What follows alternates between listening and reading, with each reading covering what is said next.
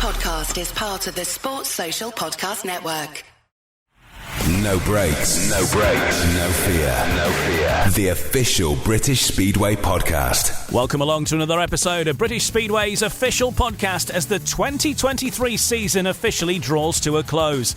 I'm Ian Brannan. In this episode, I'm joined by two Speedway journalists you've probably read the words of in the Speedway Star, and maybe you've heard him and seen him on Eurosport. Dave Rowe and Ryan Guest join me to look back on the 2023 season across all three leagues, the Premiership, the Championship, the National Development League, and also look ahead to what 2024 might have in store.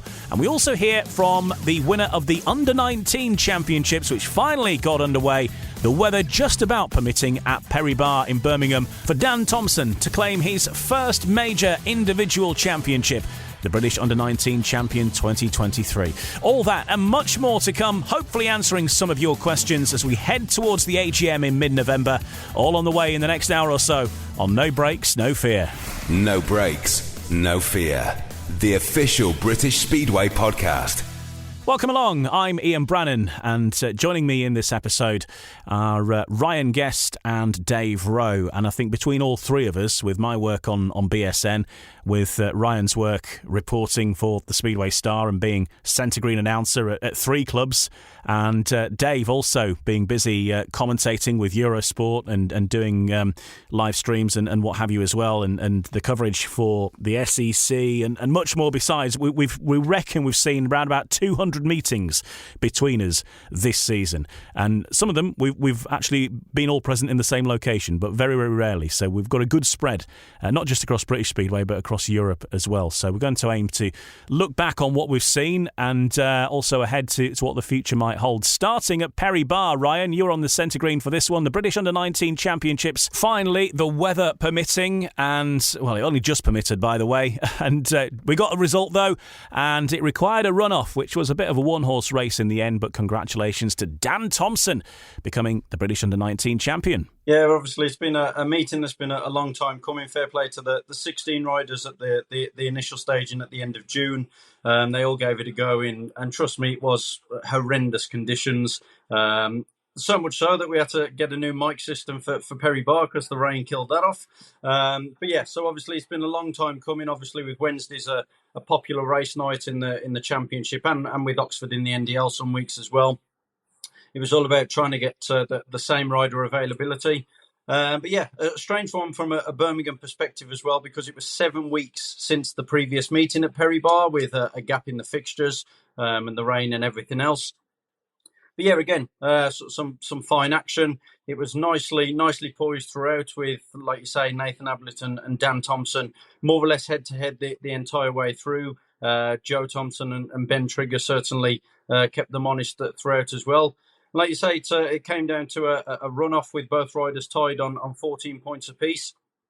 And after entertaining first couple of bends anyway, Nathan Ablett making the gate from the inside and hitting the front, Dan Thompson cutting back on the inside, and then drama on bend 3 when Nathan Ablett came down. My initial reaction was there was no contact. That was something that the SCB referee Simon Humphrey-Kenneter agreed with, and something of an anticlimax, obviously a great build-up to get it to a runoff and the title to be decided in that way.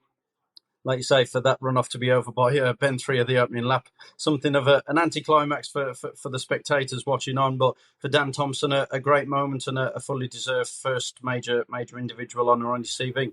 Yeah, congratulations to Dan Thompson, who's, both of the Thompsons have had a bit of a mixed season, haven't they, and found themselves out of work at points and then very much in the thick of things come the end of the season. So it's sort of all turned out well in the end for the pair of them, really, in different ways.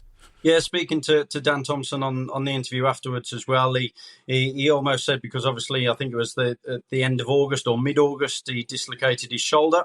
And at one point during that comeback process, it wasn't going quite as planned, and he revealed how he was essentially been given thought to write the rest of the season off and focus on 2024. But like you say, no matter what happens throughout the rest of his career now, people will always be able to look back and see that he was the British Under-19 champion of 2023. So, yeah, like you say, it's been a very rocky up and down season for both the Thompson boys on and off track. And to be fair, I think with everything they have had going on off track in terms of being swapped and changed at clubs and being released, introduced, and all the rest of it, I think when they look back on the overall performances of 2023, I think they'll be relatively satisfied, and it's certainly going to be a year that should stand them in good stead in terms of learning and experience going forward as well. Well, you mentioned doing that interview with him afterwards. Let's hear it now. Dan Thompson chatting to Ryan Guest after he'd sealed the British Under-2019 title. Well, Dan Thompson, 2023 British Under-19 champion. How does that feel? Yeah, it feels amazing. I had one slip-up in one of my heats, and, in these meetings you can't have any slip-ups, so I knew for the rest of the night I had to be on my A game because Nathan was going well, and I was making starts in the end and made some good changes, so happy with that. Yeah, like you say, Nathan Ablett certainly kept you on your toes, both scoring 14 points in the qualifying heats. It came down to a run-off and a bit of an anticlimax from the spectators' point of view, but you'll certainly take it. Came charging hard into Ben 3. Yeah, it's a final. Obviously both of us wanted to win, and the ref obviously had a big decision to make, and it went in my favour. So I've got to say congratulations to Nathan. He was riding really well and has been all year. So I'm just chuffed with that. It's easy to forget as well, you've been off the bike for quite a while with injuries as well, haven't you? Yeah, I've been out for over 2 months now, and I've only had one practice, so it's been difficult. I did think halfway through I was just going to write the season off and think about next year, but I'm so glad I didn't. Yeah, so glad you didn't. And like you say, you've had a lot to do with the Young Lions set up right from the start of your junior career as well. So to win the British Under-19 final at the final time of asking the last time you were ineligible, that must mean a lot for everything you've come through and the way you've progressed. Yeah, I mean, I've had obviously a lot of unlucky times in these sort of events. The Under-21s at Glasgow earlier in the year, I was leading that for 3 laps and threw it away on the last lap, but I'm pleased to get my first title under my belt, and I'll have a few more goes at the Under-21 one as well. Dan Thompson, congratulations, the 2023 British Under-19 champion. Thank you. Dan Thompson then, new British Under-19 champion, and congratulations to him. He was in action in the very final meeting of the regular season. Of course, everything's wrapped up now. The National Development League Grand Final was the one thing that was still outstanding, and the Knockout Cup in the National League as well. You have been, Dave, to a couple of potential stagings of fixtures to cover this at Leicester, as we've discussed. It has now fully wrapped up, of course. We'll talk about the Knockout Cup first, because that was resolved without a wheel being turned in the end, and Mildenhall have won the Cup. But people are asking the questions, Dave. They were down on aggregate at the halfway stage, but yet won the title. What was the decision there that forced really the trophy to go to West Row? Well, obviously this was all discussed on Monday following the planned staging on Sunday afternoon of the double header, which was going to be Leicester Oxford in the League Grand Final and then the Mildenhall Cup Final. They had extensive rain once again at Leicester on the Saturday night. They'd done a great job actually to get the track in the condition it was, but unfortunately it was still, as it turned out, too grippy, as it was found out via track testing and riders crashing on their own on track testing. So I don't think anyone who saw that would disagree with the decision to call it off. And that obviously was the second time that Mildenhall had been to Leicester and been unable to ride due to the conditions, the time of year, whatever. And clearly the situation, the reaction to what's happened with Mildenhall now being awarded the KO Cup, you will have a different view according to which team you support or follow or what you believe. Clearly Leicester had won at Mildenhall in the first leg of the final. They won, in fact, all 3 of their Knockout Cup matches so far this season. Other side of the coin is that Mildenhall had managed to stage their event, and I do get the frustration of Mildenhall in that they qualified for the Knockout Cup final in April and have been waiting all year to stage it. The difficulty is when you're dealing with tracks who have got other commitments in other leagues. Leicester were due to stage their semi-final against Workington in early August. That got rained off and rearranged in a double header in early September.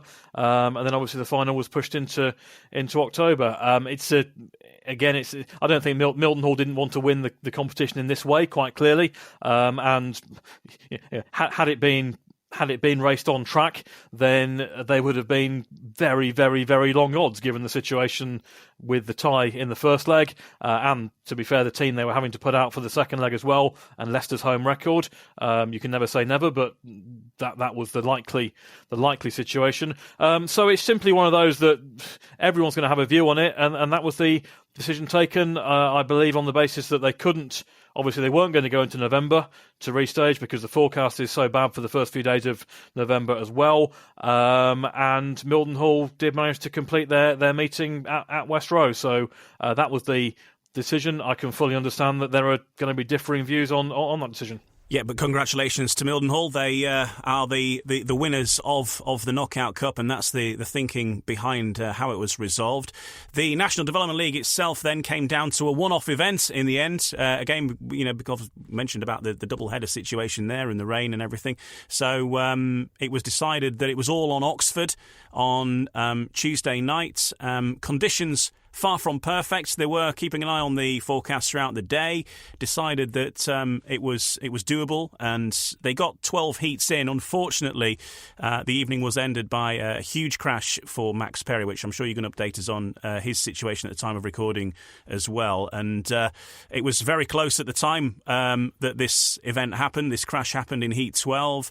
Only a 2-point lead for Oxford, but the meeting curtailed, and Oxford are the National League champions. Yeah, and congratulations to the Chargers, who are a team built very similar to Leicester. They're two excellent teams full of good young riders. So absolutely congratulations to Oxford with the decision that was agreed on Monday. It would be a one-off grand final, and they actually did an outstanding job themselves to get the meeting on after what apparently was a very heavy downpour mid-afternoon or early afternoon at Cowley. They got the meeting on, they pushed it through. I'm told that conditions were slippery to start off with. There were a few minor falls and incidents, but generally good racing conditions and a good contest between two good teams. So it was obviously building up to a big finale. 2 points in it with 4 heats to go. And you look at the races, everyone can have their predictions as to what might have happened. You certainly look at heats 13 and 15 and see two very good National League riders from each team in those races, and who knows what may have went on. But as it turned out, sadly, the big crash for Max Perry, and then whilst he was being attended to, and that obviously took all the time required, quite rightly.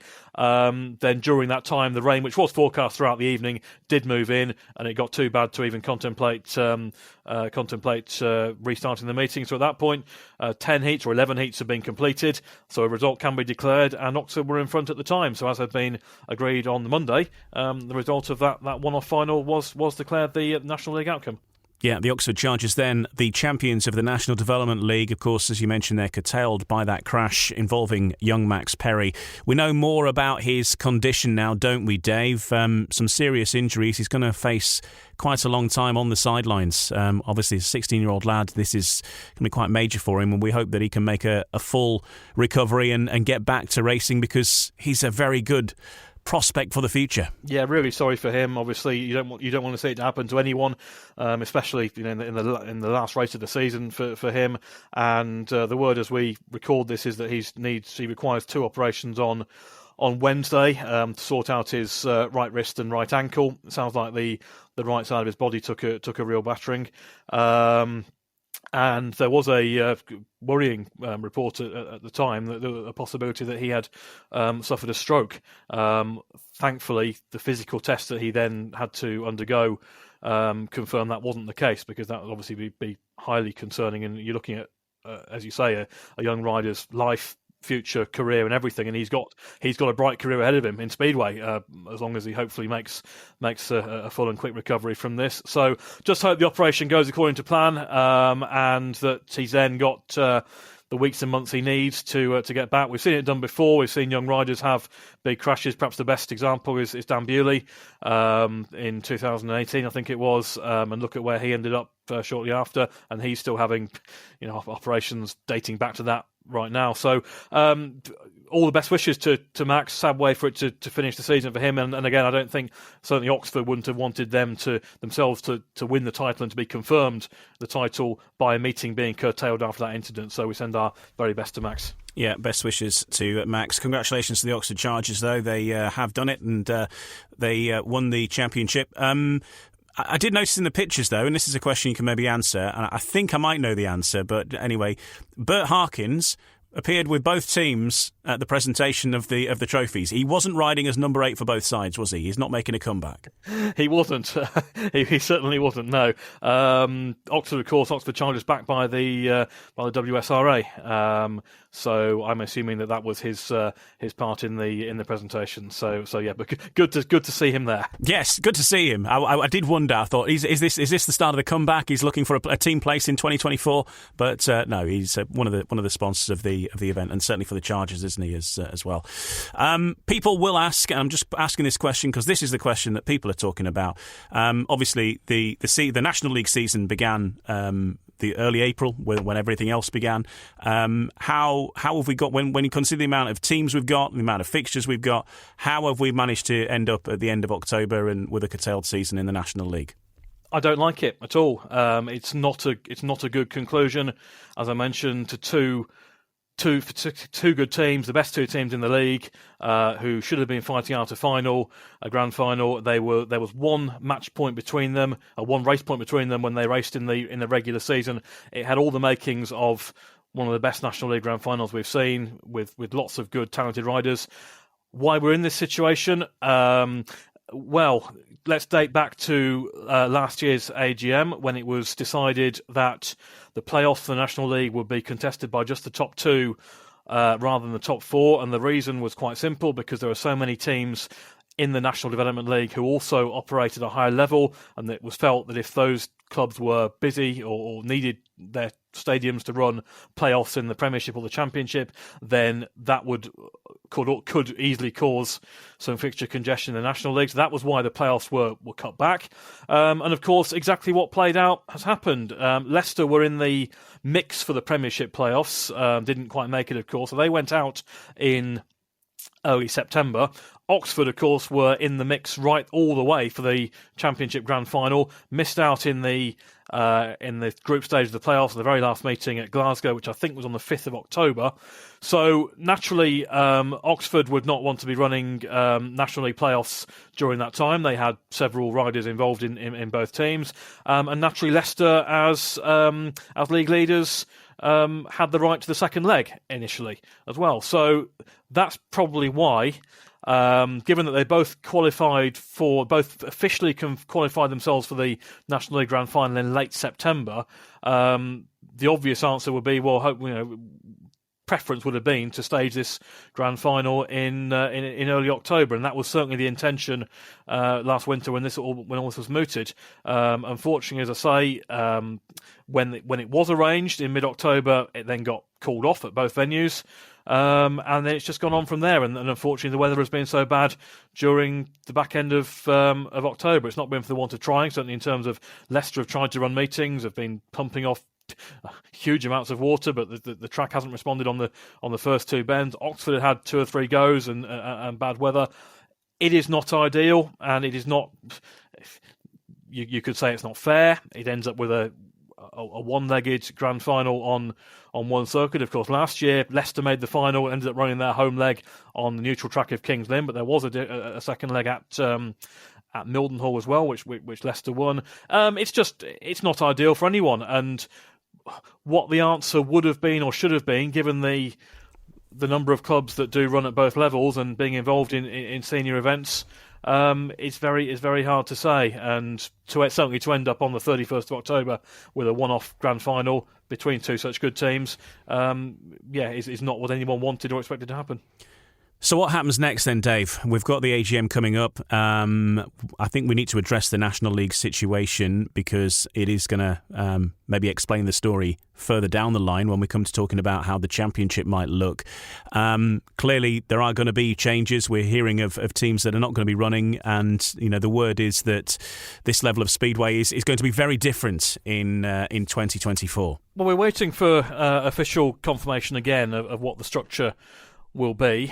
We know for certain, obviously, that Workington are going to be going up after one successful year back in the NDL at Northside for their first year there. And we know that Berwick have stated that they want to concentrate firmly on Championship next season, and after the Bullets have been racing for 3 years, not to run at NDL level, although they've very much stated they want to carry on with the youth progression process, and I know a number of tracks want to do that as well. So there are going to be changes because we are lacking very much the standalone clubs at National League level. Obviously, Workington moving up, as we've said. Kent have done wonders to keep going at Highway after the closure of Central Park. Mildenhall as well have been stable members of that league for a number of years. The situation is clearly going to change. What needs to happen, obviously, is whatever is put in place has to provide considerable opportunities and regular opportunities for the young riders. Now, we'll talk about the Championship, and the likelihood is that there will be several graduates from the National League in the Championship next year, but there's also plenty of what I would call second string and also newcomer riders to National League who do need those regular opportunities. So I think the crucial thing is what's put in place for them if we don't have the National League as it currently exists, which would be a shame because it's run for many years under various different guises.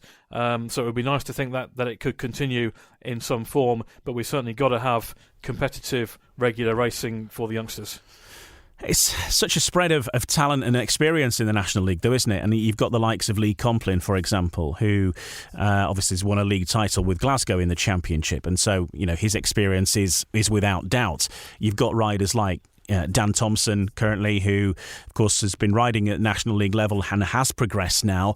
And so probably it's time for him to leave the National League behind, you'd probably argue. But then you've got these other riders who are stuck, maybe not quite there yet at Championship level, but over the next season might be. Maybe Max James, Vinnie Ford, Sam McGurk obviously is a case in point who's making the step up. So it is still a good ground to get valuable experience. Look through the teams in the grand final. Look through the Leicester and the Oxford teams, and you'll see several riders. You'll see how Oxford have made it work in terms of combining riders from teams in running teams in both the National Development League and the Championship, and how that system has worked. Look at the Leicester team. You mentioned Max Perry. Look at people like Max James and Vinnie Ford, who are coming through as talented teenagers, not Championship yet, quite clearly, but clearly got the possibility of being there in the future. So there has to be that stepping stone and that regular way of racing. You mentioned Dan Thompson, who's been racing National League since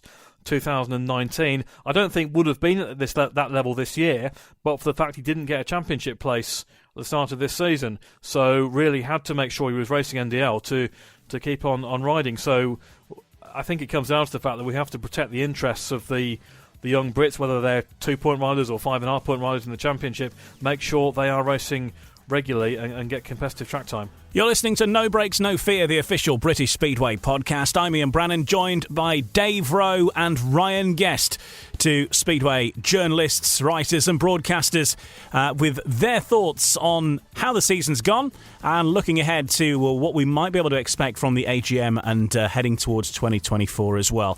In part two, we turn our attention to the Sports Insure Premiership. The Sheffield Tigers claimed their first top-flight title ever. And Ryan Guest, who's with us, was the centre green guy. So we'll have a chat with him about that and the rest of the Premiership in the next part of No Brakes, No Fear.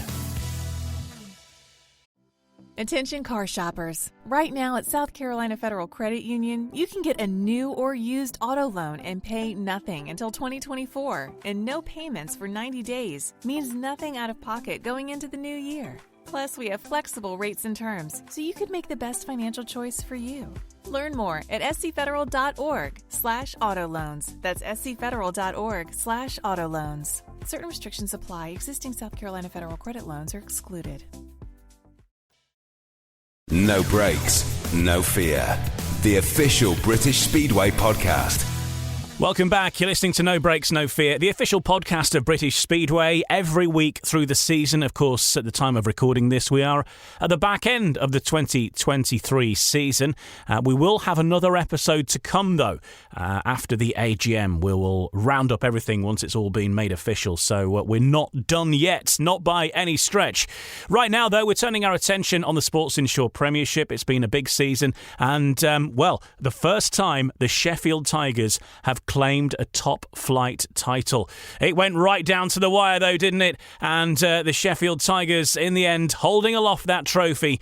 Ryan Guest is with us, and Ryan has been the centre green announcer through the course of the season at Oleton. And, frankly, they'd not won any titles in any era previously that you weren't the announcer, so I think you probably have some share in this glory. They couldn't have done it without you, Ryan. But it has been an incredible year for the Sheffield Tigers. Of course, lots will be said about how many riders they used and guests and stuff, but what do you expect them to do when they've got so many injuries? But ultimately, a glorious year for Simon Stead, Damien Bates and everyone else associated with the club. Yeah, it's been a special journey for the Tigers. Almost everyone will be aware of the story with when the Bateses and that consortium with Peter Moll came on board and took over the club, and they tried a few things at second tier level and tried to get it work. Even in 2019 when they switched their traditional Thursday race day because of the set format for set race nights, they tried as Sundays, didn't work at all. And like you say, decisions had to be made ahead of 2020. They decided to move up into the top flight of British Speedway. I think Sheffield were one of the very few clubs to actually have their press day just before everything was locked down as well. And there was still all talk throughout that 2020 year that this was the start of something special for Sheffield. And it really has been a great progression from everyone involved at Oleton as well. Like you say, to reach the playoffs in any form in your first season in the top division is a remarkable achievement, which is what it was. Obviously, last year, such a cruel blow, and we're not going to go into the ins and outs of the 2022 grand final and the playoffs and things that went on in the build-up. But nevertheless, it was another step in the right direction by becoming runners-up. So the talk was all about this year making that next step, which was to become champions. And when you looked at the teams on paper before the start of the season, I think it's fair to say a lot of people fancied Sheffield to be there or thereabout. We know things didn't go right with some riders, with the likes of David Balago and Adam Ellis. And then, like you say, just as they thought they were getting somewhere on track, these injuries struck. And they're not just... Look, any rider who gets injured, it's a blow for the team in 99% of cases. Like you say, Dan Julks, a fast progressing rising star. He was banging the points in down at reserve. Jack Holder, obviously, easily his best season on the Shale as well. Obviously, they brought in Ty Wuffingham, which was absolutely superb from a marketing and promotional point of view for the club. He gets injured. Toby Muchalak gets injured. And you just thought, this is all going wrong at completely the wrong time here. But for them to get over the line, to continue that progression in the manner that they did as well, when I think everyone away from Oleton had probably written the chances off after that first leg at Vauxhall. It was absolutely superb. And like you say, the instant talk, even like in the bar half an hour after the celebrations had started to calm down in the rain outside, it was all about 2024, who was going to be back, and what they can do, not only to retain the title, but now they want to go into the double. Hey, that is it. There's always something else to be won, isn't there? There's always another thing to aim for. Sheffield used... Do you know how many riders Sheffield used last season? I did count it up on a dull train journey. In terms of full signings or with guests? No, and any humans that have ridden a speedway bike for Sheffield this last year. I dread to think with like you say what went on with so many riders, but come on, let's delve into your train journey numbers. Well, this is it, so it may not be entirely 100% accurate. I'm fairly sure Sheffield used 25 different riders through the course of the season, even those one-off guests or full signings. Incidentally, Kings Lynn used exactly the same. They also got through 25 riders. Leicester used 16, Bellevue 14, Peterborough 17, Ipswich 11 and Wolves 10. So for anybody that says we've stuck with the same 7 all season, that is not true. Wolves are the closest, with 10 different individuals turning out in Wolves colours. So you see, everybody used guests. Well, I did have a panic when I turned up one meeting and they'd got a race jacket with guest on the back. I know that. I thought my role's changed here this week. Won't be Speedway without a guest appearance. So there we go. Anyway, so that's Sheffield, and they won the title. Well done to them. And now the job is to try and retain as many of those riders as possible, isn't it? And this is always the thing. We talked about this with Midlow. We've spoken about it with Peter Fasenna on the previous episode. That this is one of the things with Speedway, isn't it? You have a fantastic year, successful year, and then the points limit either remains the same or comes tumbling down, and somebody somewhere's got to make way usually. So where do you see the decisions being made for Sheffield potentially then? I think Damien Bates, Simon Stead and the rest of them who get together and discuss these things will have a certain headache, and it's a nice headache to have, because at the end of the day, I don't care what the points limit is, it's not going to facilitate Jack Holder, Tobias Muchalak, Ty Woffington, Chris Holder was obviously there at the end of the year, Josh Pickering. I mean, you can't fit all of those into a team, no matter what the points limit is realistically going to be. And at the same time, all of those riders are going to want to be back at Sheffield because they love racing for the Tigers and they're going to want to race for the reigning champions. So it's going to be a nice headache, like I say, for Damien Bates and Simon Stead to have. And who do you leave out of those names that I've just mentioned? Realistically, definitely one. More than likely, 2 of those names have got to miss out. And how do you do it? Because you look at the record, not only around Alderton, but what they do on the road, what they bring to the pits and the team camaraderie and everything else. And someone will unfairly be left out of Sheffield this year. But like you say, that's part of the punishment, if you like, for being league champions. It is a problem that every team's going to have, isn't it? I think most teams are going to have to make some changes somewhere along the way. It's very rare to see the full 7 retained year after year. Dave, let's just talk about Ipswich. They were the runners-up. They came very close. They won the Knockout Cup, of course, so they got some silverware, their first silverware since that great year of 1998, in fact. So they must now be, obviously, Sheffield looking to win the double. Same for Ipswich. They've got that taste of silverware and looking to kick on. Yeah, what an incredible rollercoaster it was for Ipswich. For certainly the first half of the season, it looked like they were a team obviously been assembled with lots of ambition. It wasn't quite working out for them. Certainly the arrival of Emil Seyfudinov to partner Jason Doyle, or to be his partner in each 13 and 15, added so much to the Premiership this year. Definitely in terms of crowds, wherever they were racing, and the quality of action and the results they got as a combination. But as a team, they weren't quite clicking. They then had that good run. They benefited from the problems at Leicester to make it into the playoffs. And I'm sure that having taken out the defending champions Bellevue, and that was a really dramatic semi-final, and then getting 18 points against Sheffield in the grand final, they would have felt that was enough to win it. I don't think anyone really foresaw. Certainly, you talk to the Sheffield people afterwards. They were very still not confident, but certainly upbeat after the first leg. I remember an interview I did with Josh Pickering after the first leg where he was very, very upbeat. We can still do this, but I'm sure Ipswich definitely travelled to Alderton Stadium with the expectation of being crowned champions, and on the night they were just beaten by the better team. There was no controversy about it. I don't even think they rode particularly badly. I just think Sheffield were outstanding on the night, and Ipswich can therefore take a look back on a season where, yes, they did falter at the final hurdle, but they've taken a giant step forward both on and off the track, and the crowds at Vauxhall. I think realistically, everyone will hope that they can pair the same top 2 again next year. Obviously, it will depend on points limits and what they want to do elsewhere in the side, but Richie Hawkins was very clear. He wants to maintain the bulk of the team if he can, because he's got a strong unit. So, yes, Knockout Cup was a success. They've got silverware in the cabinet, and it was disappointing for them at the end, but they can look back on a very good and a dramatic year. Obviously, there's a couple of teams that are not going to be part of the Premiership this year. Let's cover those off now, and we'll start with Wolves because that's probably your speciality subject. Ryan, you've been involved there over the years, on the mic, both in the box and on the centre green over the time, and obviously regularly there reporting for this podcast, for the Speedway Star and various others. And now Wolves had their farewell meeting at Monmore last Monday at the time of recording this, and everything's now been taken down and the Wolves have moved out of Monmore officially now.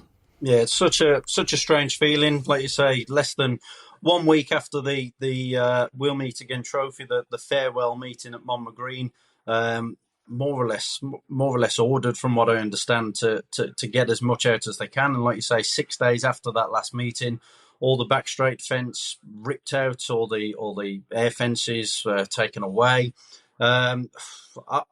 To be honest, I still can't get my head around it. I was there on the Monday night of the farewell meeting, and I stood looking out from the pits, looking at the crowd, hearing the atmosphere, just looking at everything. And even now, it still hasn't sunk in that place isn't going to be staging Speedway next season, because, like you say, it's still going to be sat there. And I think that's what makes it even more frustrating for everyone involved. And like you say, when we discussed it earlier in the year on the podcast, it's even more bizarre, because if you were gonna list clubs who are in danger or anything like that, you'd never put Wolverhampton in that bracket. It was a bolt out of the blue. It's been difficult to handle and go along with all season. And it would have been the fairy tale ending if they could have done it. But you've spoken about numbers of riders used. When you started going through the list of numbers used by Premiership teams, it didn't surprise me at all that Wolverhampton were bottom of that list, because Chris Van Straten and Peter Adams, they've had a very loyal service to their riders. Even from when I was a youngster watching on the terraces, they remain loyal to the riders who remain loyal to them. Could there have been changes in the build-up to the playoffs? Potentially. If certain other clubs are known to be ruthless, they may have made one or two changes, but I never thought that was going to be the case at Wolverhampton. And to be honest, they weren't as dominant as they have usually been at Monmore Green this season. We saw, it seemed like there was a run of last heat deciders. I think it was 4 or 5 mid-season with super heats galore.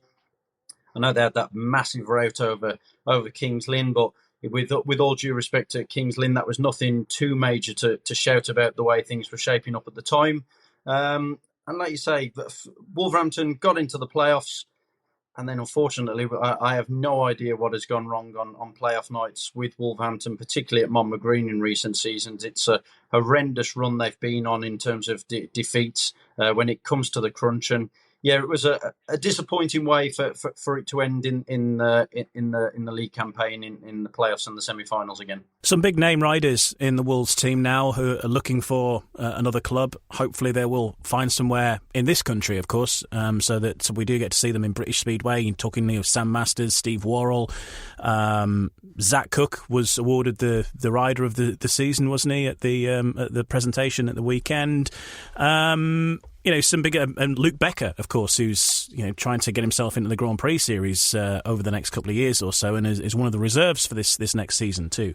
So some opportunities there for other teams now to come in and take these riders, all being well, for everyone's benefit. But obviously, places are at a premium, aren't they? And it's not always that easy. Yeah, very strange for a lot of those riders. I've just talked about the loyalty from the Wolverhampton management to the riders. It's somewhere they felt safe and secure, and as far as they were concerned, they were probably going to be there next season. Someone like Sam Masters had more or less committed his top flight future and career to Wolverhampton as well. He's openly said that in interviews. So it's going to be a very strange feeling for those riders that are familiar turnouts at Monmore Green.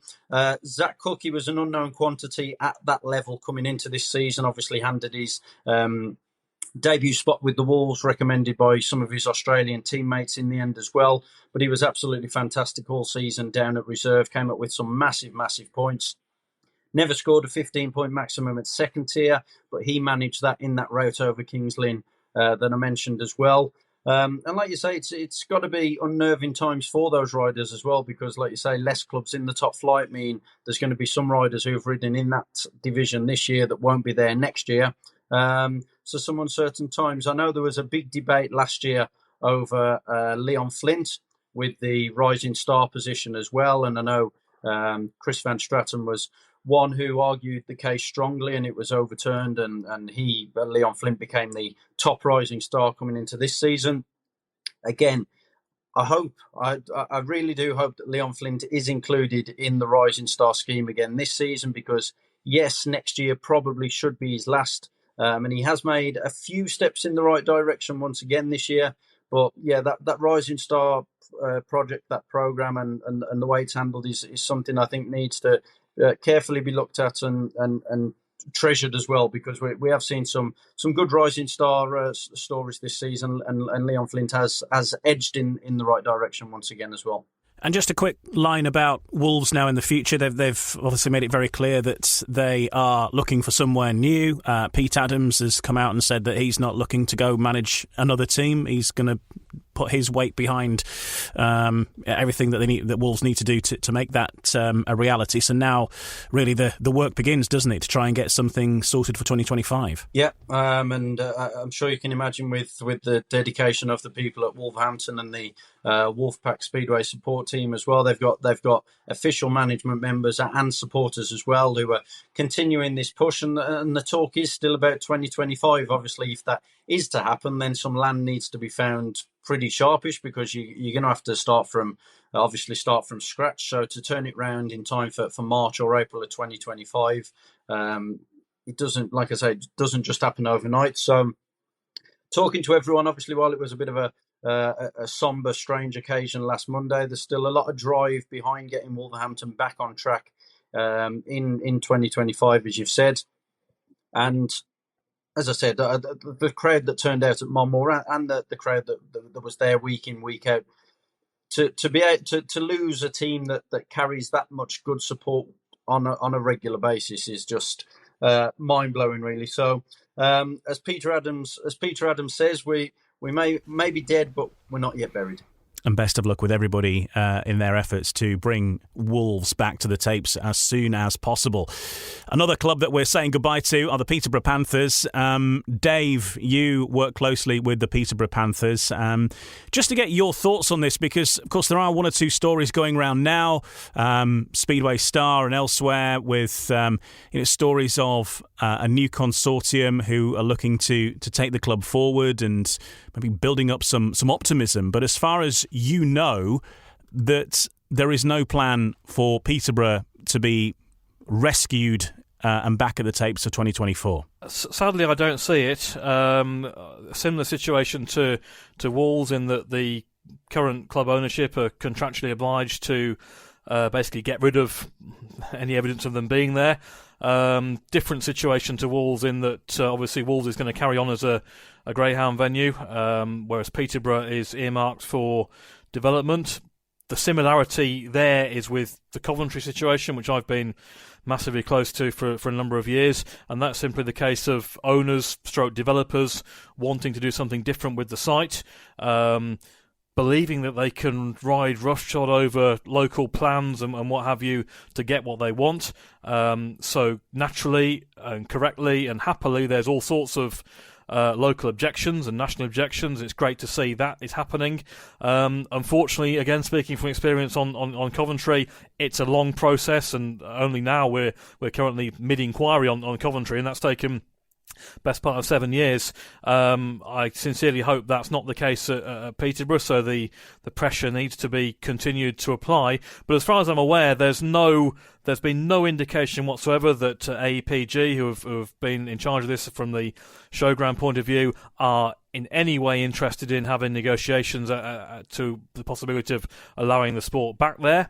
You look at the hope, therefore, that maybe alternative land could be found for the club.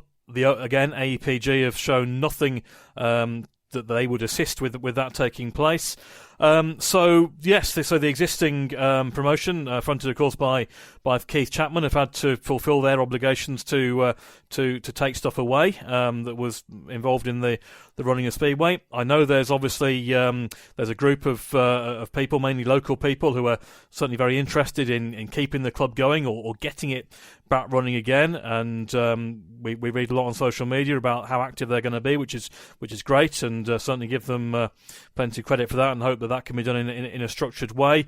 Clearly, at some point, they would have to have serious negotiations with Keith Chapman over the name of the club. Obviously, when a club ceases to run for what you would call force majeure reasons, their licence will be put on ice for a certain time whilst we wait and see whether there can be a solution. So I'm sure that would be the case with Peterborough. Buster said himself that he's beyond that now. Obviously, he wanted to basically stand down from Speedway a year or so ago when circumstances at both Peterborough and Kings Lynn meant that wasn't the case. But he's also said, as has Dale Arrett as well, they are very happy indeed to talk to interested parties, give them assistance or whatever. So you'd have to have some serious negotiations first and foremost, but the big barrier there is that it appears that AEPG are not wanting to talk. I wish they would. I wish they'd see the unpopularity they've caused. But unfortunately, developers and so on tend to have one aim in mind and the way in which they want to achieve it. So again, we just hope that Peterborough is not the end and they can find a solution fairly soon. An absolutely historic venue, one of the best racetracks in the country, one of the best racetracks beyond this country, to be honest. It's staged fabulous events. They had their farewell, similar atmosphere to Wolverhampton. Of course, their farewell ended with a monumental crash in the final race with Ryan Douglas and Niels Christian Everson. So that was some finale, and thankfully no massive damage done. But very sad to lose two such well-established clubs, at least for the short term, and at a time when we can't afford to be losing tracks. So just desperately hope that whoever, wherever, and whenever Peterborough can resurface. Yes, and again, we obviously, of course, want to see Peterborough back at the tapes as soon as possible. We'll talk about Coventry a bit later on, because obviously you mentioned there, Dave, you're firmly involved in that. So we'll touch on that in a bit. Let's talk about Bellevue, get back to the Premiership. Bellevue went into the season as defending champions. They got off to a bit of a tough start against Sheffield. I mean, if you're going to lose a couple of fixtures, really it's hard one to take against Sheffield home and away is an unusual start. But after that, and after that humiliation, really, in the Knockout Cup against Wolves, where it really did not go right at all on that Bank Holiday Monday fixture, everything then started to click a little bit more for Bellevue, and they got going and sort of romped away with the regular league heading into the playoffs. Yeah, they certainly were. I think you mentioned that defeat to Sheffield on opening night, and I'm pretty sure I'm right in saying that was their only home defeat of the season as well. And the start they got off, it surprised a few. I always expected Bellevue to take a bit of time to get back into it, not because of the tag of being reigning champions and the pressure or anything like that. It was just a team that I felt would take a few meetings to get going. Like I say, once their dominance kicked in around the National Speedway Stadium, and when that does happen, Bellevue are a very, very hard team to beat. I think Wolves came close by getting a draw and then losing in a super heat. But as the season went on, they fully found a stride around the National Speedway Stadium. I don't think there were any weak links. Jamin Lidsey, I'll hold my hands up. I haven't seen too much of him on the continent over the past few years, so didn't really know what to expect. But the Jamin Lidsey I saw in the final few months of the season was like proper world-class standard around the National Speedway Stadium in particular, just like absolutely flying every time he was there. Dan Bewley's away form, I think, concerned a lot of people connected with Bellevue, but when you do have a break, and let's still be honest, I know Dan Bewley's a world-class rider, there's still certain things he'll still be learning along the way as well. Brady Kurtz, solid, reliable captain. I think Tom Brennan's performances have kind of gone under the radar a little bit, because I think when you look at his starting average, I'm pretty sure he's added over 1.5 points, something like that. So yeah, looking at it overall though, I remember saying after they thrashed Leicester on that last Bank Holiday Monday in their last regular fixture, I did question whether a 3-week gap between them racing the last regular fixture and the playoffs would play a part. Whether it did or not, who knows? Because obviously there were a couple of further enforced breaks for other clubs after that as well. But the damage was done for them in that semi-final first leg at Vauxhall. I don't think anyone would have predicted that would have been the outcome. And as we saw, it was just too much to overcome. And there will have been a lot of disappointment in Manchester this year, quite the reverse of 12 months previous. Yeah, I'm sure they'll be looking to try and get that title back in 2024. Let's talk about Kings Lynn, who surely are hoping for a better season next season. It was, again, a case of best laid plans. They put a decent side together. There was always that gamble, though, wasn't there, with Christoph Kasperzak? That was where the jury was out. Which one would we get? Alex Brady was pretty confident he'd get the Grand Prix former world number 2.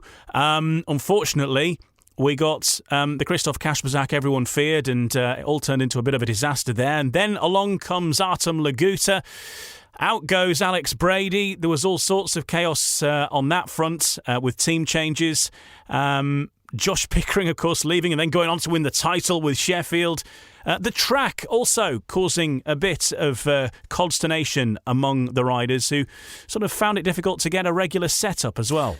Yeah, it never got going for them, did it? From the first lineup that they picked, and there were people raising question marks over the initial lineup, and they would say that probably some of those were founded. A very, very ambitious move to bring in Artem Laguta. Ironically, of course, one of the riders they sacked effectively was one of the great enigma of Christoph Kasperzak, who had actually been going very well at Kings Lynn. So yes, although they were struggling on the road quite clearly, bringing in Laguta for Kasperzak, and it had to be done due to the number of Grand Prix, number of extra league riders you can have in a team.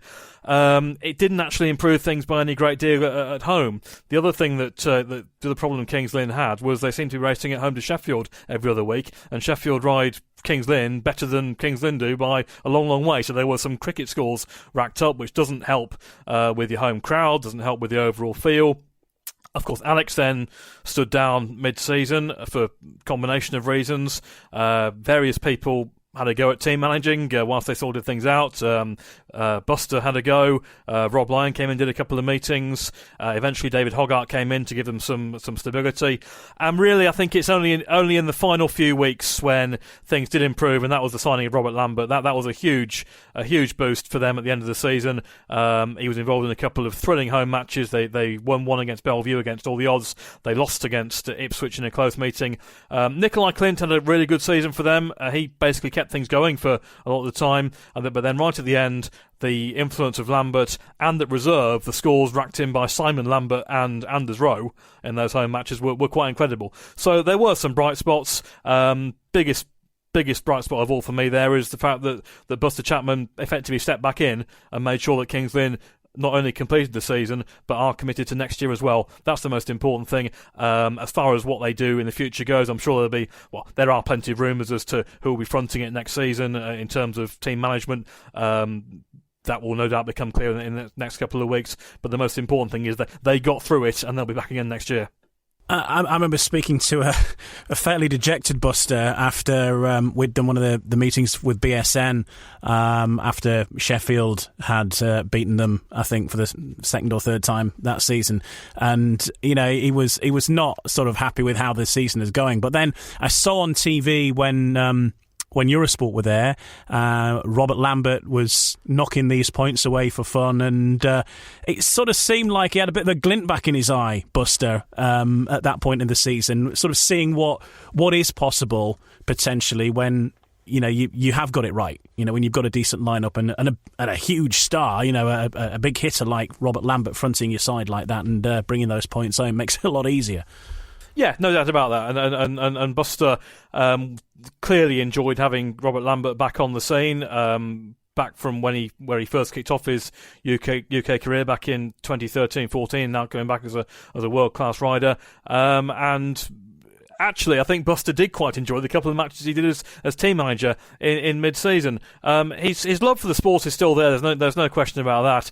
And Kings Lynn need a good season. Kings Lynn need a playoff challenging season. They did top the league a few years ago and missed out in the playoff in the grand final. But it's really, since COVID, it's not worked out for them. And hopefully, the decisions they take over the winter will get them somewhere back into contention next year. I did hear that there was certainly talk that the track surface might be reviewed for next season, because obviously they were talking about the track conditions and not being able to get the right setup. That might be an area that's looked at ahead of next year to try and get that consistency and a home advantage as such around the Adrian Flux Arena. It's really hard to get the track surface or the track conditions that all 7 riders in one team want. I remember going there one night in mid-season when it was noticeably slicker, and funnily enough, I actually did the timekeeping on that night, and the Heat 1 time was sort of 4 seconds adrift of the track record, and I was thinking, Christ, have I done something wrong here? But actually,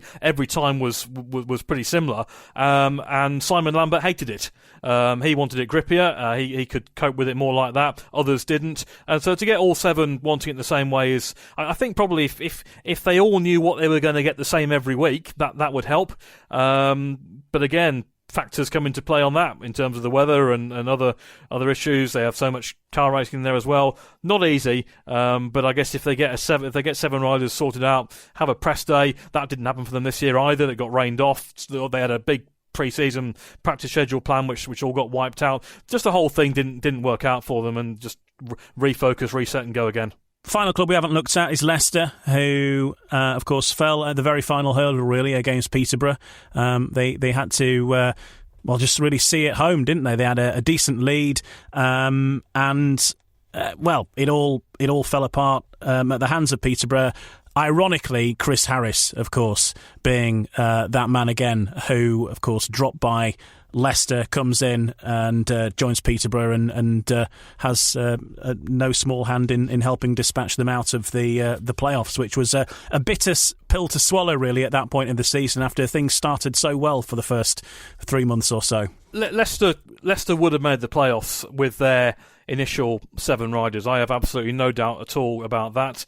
And also, Leicester would not have been dropping Chris Harris with their initial 7 riders. I have no doubt about that as well. The season was going well for them. Max Frick was sensational around the home circuit, breaking track records, coming from the back. They were having good racing. They were on a winning run. Everything was going well. And then they had the Nick Morris issue when he was obviously suspended after the incident at Birmingham. And then Stuart Dixon made his move, and he openly admits that at the time signing Troy Batchelor was a mistake. It didn't work out, and what it also did was it left them with less room to play with when making the secondary changes. That's when they elected to sign Richie Worrell and Craig Cook, which was when Chris Harris missed out. And unfortunately, you then have the feeling that Leicester were limping towards the playoffs, would probably still make it. Then Ipswich got on a run of form. Ipswich also won at Leicester during the course of that, where Dan Thompson came back and had a storming meeting. But that probably wouldn't have made any great difference had it not been for the form elsewhere of Ipswich. And then that crazy night at the showground when Leicester had been superb to win a superheat at Wolverhampton 3 nights earlier, one of the best meetings I've seen all season, and Frick was just on fire that night, and you thought, well, Leicester, all they've got to do now is score 34 at Peterborough, and again, the stars just didn't align for them on the night. They came into a Peterborough team who were at their strongest all season. Laguta was there and was clearly up for it, and you just had the feeling as it went on that this something special in that sense was going to happen, and it did. The one consolation I think for Leicester is that I think they knew that even if they'd made it to the playoffs, that lineup was not going to be able to do anything against Bellevue as it would have been in the playoffs. So they pretty much achieved what they were going to achieve. I think it would have been nice for them to have 4th place on their record rather than 5th place and missing out. Largely, it was still a good season for them back in the Premiership when you compare where they were 5-6 years ago, last time at that level. It's just those last 6-7 meetings, all the trouble that was, that came as a result. That leaves a bit of a sour taste, but generally a good season for them. Just the ending that went wrong. So what next for Leicester? Because we spoke to Damien Bates a few weeks ago, and obviously he mentioned that takeovers, obviously potentially in the offing, the club up for sale, but very much the Bates family looking to get out of Leicester. But also he said that there was no fears for Leicester heading to the tapes in 2024 either. So what's the latest as you understand it with that situation? Yeah, I believe that's still very much the case. I don't see any reason why Leicester certainly wouldn't be at the tapes in the Premiership next season. That's as I believe everything is heading towards that. I think it will be under a new promotion, and hopefully it won't be too long before we find out the details of that. And as the Bateses walk away from Leicester Speedway, Leicester Speedway fans should be very grateful for what they've done there. Ryan will tell you how hard they work in all aspects of business at Sheffield as well, and their various interests outside of Speedway. And they took on a club in 2017 that was struggling big time on and off track, and they have made substantial improvements. Bringing in Stuart Dixon during the Championship era was a big step forward. And Leicester Speedway generally is a much happier place to watch the sport than it was in the previous era. So they can walk away knowing that they've improved the club no end over their time there. And as I say, hopefully it won't be too long before we find out the full details of what's planned for the future. So the AGM is on the way. Of course, many conversations have been had already. Do we have the date? 15th, I think. 15th to 17th, I believe. 15th to the 17th, then, the all-important dates. Lots to be rubber stamped, I guess. Conversations have already gone on, as people will probably imagine, to give a sort of a basic framework of things like points limits and so on like that. A lot of teams clearly have a good idea of what they're going to be, but there are plenty of other things to be decided as well. Talk to us, Dave, about what's going to happen at the AGM, the sort of things they're going to be talking about. Probably, I guess, it's going to start with what they're going to do about the Premiership, because clearly we're down to 5 clubs at this moment in time. There's that debate about who's going to come up and replace one of those sides. We need a 6-team Premiership. That is the minimum, isn't it, that the Premiership needs to operate at. So certainly someone is going to need to move up, and that surely is going to be one of the key debates at the AGM. I can't give you too many answers on that, other than, as you've mentioned, I think it's be fairly clear that Birmingham would be the ideal, I suppose, in many ways, 6th club, particularly because they have to run, it would appear, on Mondays, if they can run at all next year, and Guesty may have more information on that shortly. AGM overall, yeah, I mean, you've got the short-term issues of who's in which league and what's the points limit and all that sort of thing for next year, and I'm sure some long-term chat as well, because we need to be looking at the particularly overall stadium issues. There was some good news this weekend about Lakeside with the planning application being withdrawn there. So whether that's a potential for the future, we'll have to wait and see. But lots of hard work has been done there. But yes, no, you correctly identify the fact the Premiership is going to need a 6th club. Obviously, we had 7 this year, and many people would like, if ideally, to get it up to 8. But you've got to look at rider availability as well, and what clubs can run. So a 6th club, yes, for the Premiership, clearly is crucially important, and I don't know who it would be if not Birmingham. As far as strength is concerned, I think there's a general feeling that the strength of the league this year was good. Certainly a lot more top riders in the league than was the case 3-4 years ago. That's been reflected in the crowds. Crowds have been strong. I see, obviously, there is doom and gloom from certain quarters, but I don't see a great deal of doom and gloom crowd-wise in the Premiership. It's been generally good this year, and I think people have responded to the big names being there. So I'm sure the attitude will be to let's have a points limit that doesn't detract from that, doesn't force teams into wholesale changes, because overall the Premiership product is strong. But obviously, like as you say quite rightly, we need to know exactly who's in that league again next year. Yeah, that is the big question. Of course, that will require, likely, a team to step up from the Championship. Birmingham, of course, have put themselves in the box position purely through Nigel Tolley revealing at this fans forum that you hosted, Ryan, that Monday looked like being the night that they were going to have to race, because they the likelihood is for greyhounds to be happening on the Wednesday night. So Monday would be free, and of course, if you're racing on a Monday, then that has to be Premiership Speedway in British Speedway. It's the way it works. I guess in the West Midlands there is a vacancy with Wolves not riding at this moment in time, and so you can see where potentially the synergy might be, shall we say. There's an opportunity there. It's obviously not going to be the same. Not every Wolves fan is going to make the journey, because it won't be the same for them, but there'll be probably a few that will, especially if you can pull a few former Wolves riders across or whatever as well, then that might help. I think that's the general thinking maybe there. Yeah, and like Dave said, Birmingham would be the ideal choice. Nigel Tolley has already gone on record, as you've pointed out there, as saying it's essentially Monday nights in the Premiership or nothing. That's just the way the stadium situation is at the moment.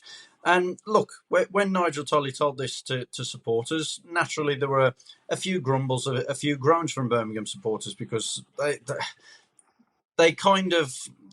They still remember 2014 under the Phillips regime, where it just went totally wrong for all the reasons well documented in the past. But I do think the top flight of British Speedway and almost Birmingham Speedway are in very different places to almost a decade ago. And as we've just said there, it's essentially Monday nights or nothing.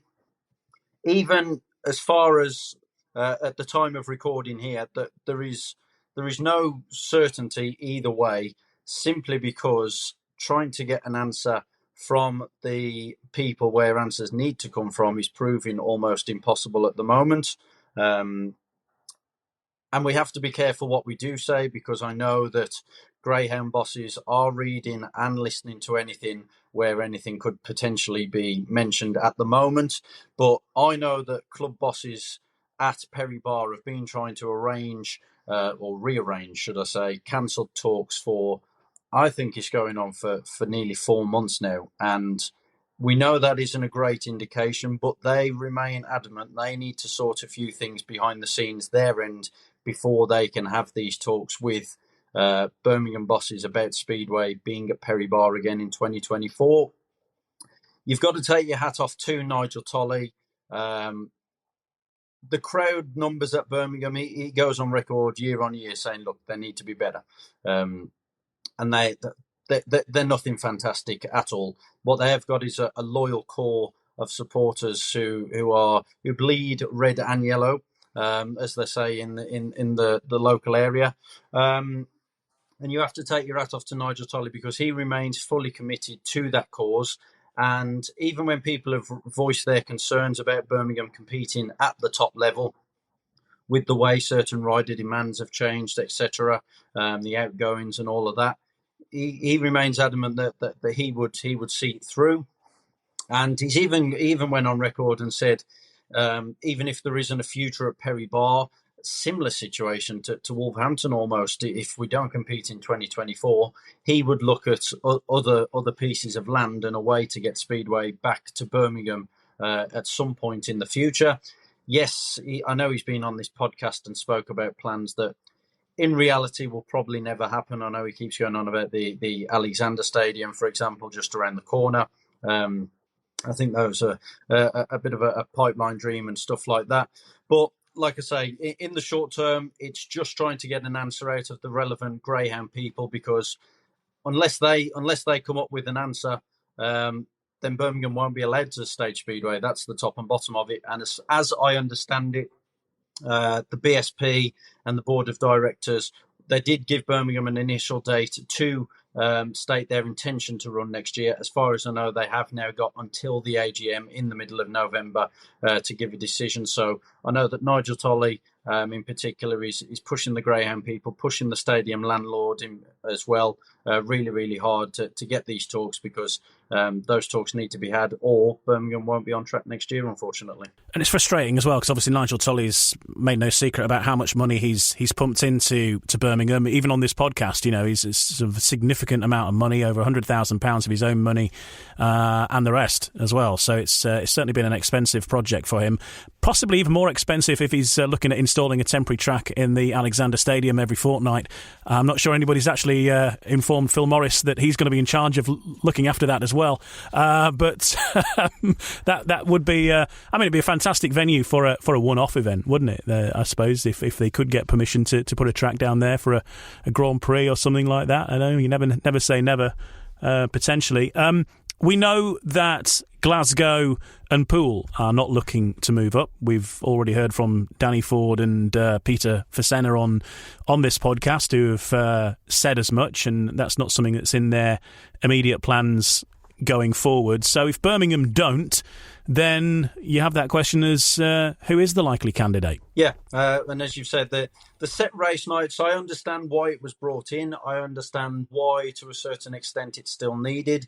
But when you've got clubs, let's be realistic.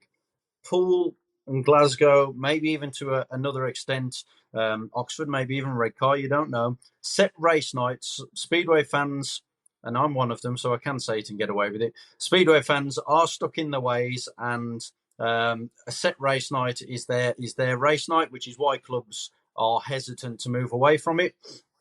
If there was a solution where you could keep some of these top names and move away from the set race nights, even if it was in a number one job role share or something, and look, there's loads of politics and ins and outs behind the scenes, but potentially that is something that may have to be looked at, because as I've just said, that there's certain clubs in the Championship which I'm 99.9% certain would jump at the chance of being a top flight club if it wasn't for the set race nights.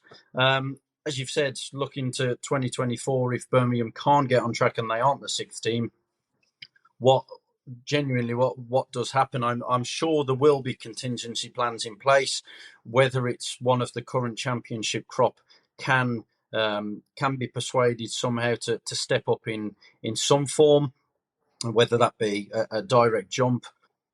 Who knows? Like you say, there's going to be a lot of plans going on behind the scenes. So there's got to be a contingency plan in place, because the Premiership can't operate with 5 teams. 6 teams isn't ideal, but we've seen it done and we've seen a way it can be run. So like you say, again, as Dave's already touched upon, no definitive answer can be given at this stage.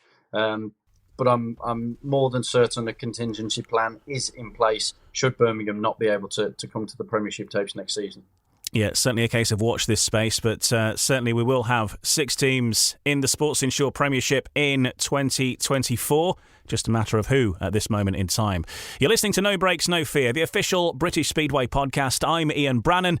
Alongside me, Ryan Guest, Speedway journalist, reporter for the Speedway Star and centre green announcer at a few clubs as well, not least Birmingham, Wolves and Sheffield. And Dave Rowe is with us as well. Of course, you may know Dave from Eurosport and many other publications. In the next part of No Breaks, No Fear, we'll turn our attention to the Cab Direct Championship.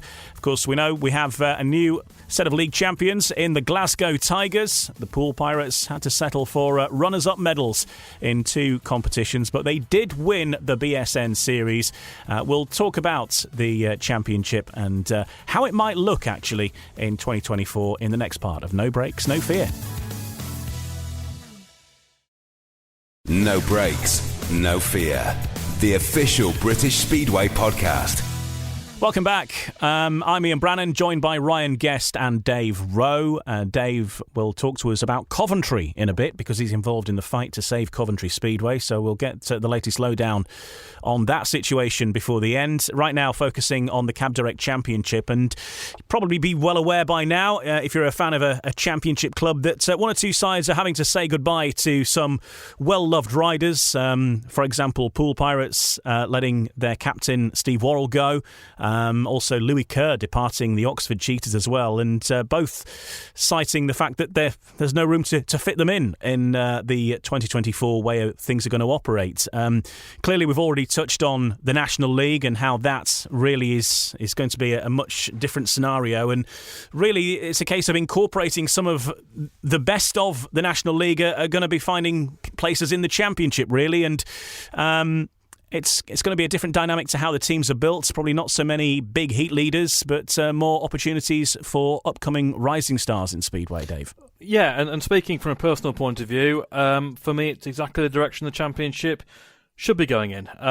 We are now going to see a a really defined gap between the Premiership and the Championship. For all sorts of reasons, the two leagues had come close together over the last maybe 5-10 years or so. The proliferation of doubling up started things, and once that started, it was very hard to limit it. Then exacerbated by COVID, travel restrictions, certain riders not coming over to the UK, but we've now seen that gap with the riders coming back to the Premiership this year, the gap beginning to increase, and that will be that gap will continue to move next year with what seems to be happening in the Championship. And I think you talk about the likely reduction in the Championship, in a way forced upon them by the fact that if you look at the Championship teams from this year, just have a look at the number of heat leaders who, for various reasons, will not be available to Championship clubs next year, either through possible retirement, or more likely, riders talking about focusing on Poland. We've already had, like, Ryan Douglas, for example, not going back to Scunthorpe and not racing in the Championship. Josh Pickering also announced at the end of the season he was leaving Edinburgh to try and make it in Poland. And riders who unfortunately won't be available under suspension, or certainly Ryder, and who knows, maybe more, we don't know. So the strength in terms of riders available at the top of that Championship is not quite what it was, and therefore it'll be very, very difficult to properly staff hopefully 9 teams at Championship level with heat leaders to make it competitive as it was. And you say quite rightly, clubs such as Poole and Oxford this year and have done it with 3 very definite Championship level heat leaders. So that will drop. Clubs will still have completely the option of whether they want to build a top heavy team. I'm sure there'll be a way in which you can bring together a strong top 3 in that league. I'm sure people will be looking at doing that. Others will look to be more solid, but undoubtedly it will open up opportunities for youngsters lower down. And I would think that most, if not all, Championship clubs will have a 2-pointer, maybe 2 2-pointers at the tail end, riders who have graduated from the National League. And for me, that is not a bad thing at all. These lads have to be given the chance to move through, need to be protected as well, not dropped too quickly if they find they're going tough. But I don't say, speaking from a purely personal opinion, getting this gap between the Premiership and the Championship is no bad thing, and it won't make the Championship any less competitive. Of course, all this is going to be confirmed at the AGM, but from what you understand, do you anticipate any further changes to life in the Championship, other than the points limit perhaps being the most significant one, and a similar sort of look? I mean, we had talk of 2 home and 2 away fixtures last season. We've had obviously the BSN Series, Knockout Cup as well. Do you anticipate any other alterations that you know of at this moment, Dave?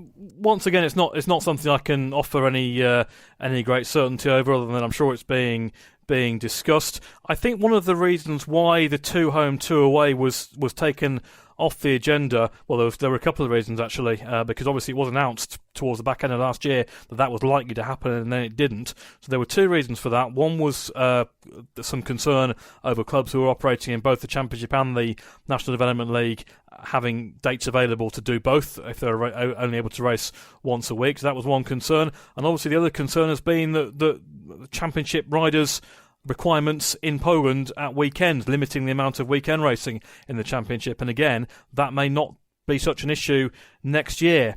So whether it is possible to put together a fixture list that does include 2 home, 2 away, involving 9 teams, that would be 16 home fixtures across the year, and maybe revamp the playoff structure as well. I don't know if that's a possibility. My, again, personal view has always been that supporters prefer league matches and the chase for the playoffs or whatever. And we see it again at Birmingham when it's a league match. The crowd is noticeably higher. So these are all things to consider as to whether there is the availability. One thing that I think is very, very clear: if a meeting gets postponed, whether it be in April, May or whatever, I would love to see the restaging date mandated to be announced within a week or so.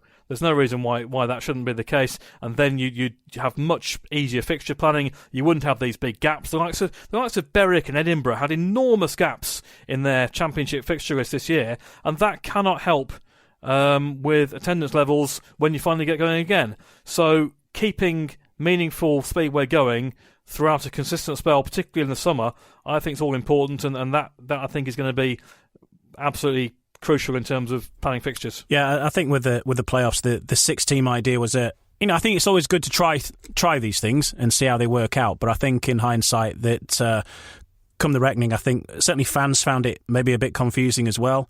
The whole sort of league, because if you had one bad fixture, you were really sort of nailed on almost to be out of it straight away. So you might as well just have had the 4 teams for it was worth. And you go any bigger than that, then you're not really in playoffs anymore, are you? Because the entire league's involved in it. Yeah, it's certainly something I had mixed feelings on. Top 6 in a 9-team league doesn't seem right to me.